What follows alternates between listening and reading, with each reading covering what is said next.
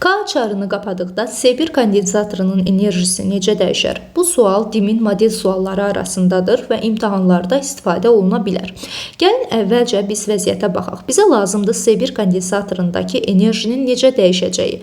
Əvvəlcə K açarının açıq olduğu vəziyyətə baxsaq, cəryanımız hər iki kondensator üzərindən getmiş olacaq.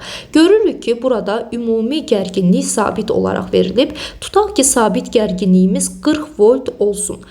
Bu halda bu 40 volt gərginlik bu iki kondensator arasında necə bölünər? Gərginliyin düsturunu yazıram. U bərabər Q bölünsün C. Bu iki kondensator bir-birinə ardıcıl birləşdiyinə görə Q sabitdir. Bu kondensatorların tutumları da eynidir. Hər birində tutum C-dir. Onda deməli bunların gərginlikləri də eyni olmalıdır. Yəni 40 volt gərginlik bu iki kondensatorun arasında bərabər bölünməlidir. 20 volt birincinə, ikinciyə də yenə də 20 volt düşəcək. İndi ikinci hala baxsaq, biz K açarını bağlayaq.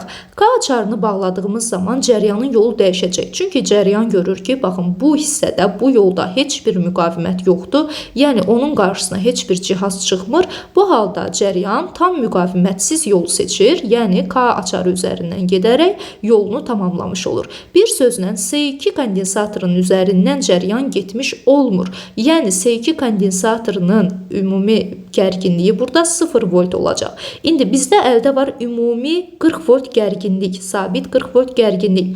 S2 kondensatoru işləmədiyinə görə ona düşən gərginliyi 0 volt götürürəm. Onda S1-ə düşən gərginlik, ümumi gərginlik, yəni 40 volt olacaq. İndi fikir verirsinizsə, S1-ə düşən gərginlik biraz öncə 20 volt idi, indi oldu 40 volt. Yəni S1-ə düşən gərginlik 20-dən 40-a keçdisə 2 dəfə artmış oldu. Onda enerji 4 dəfə artacaq. Çünki S1-in enerjisi üçün biz SU kvadratı bölünsün 2 yazırıq.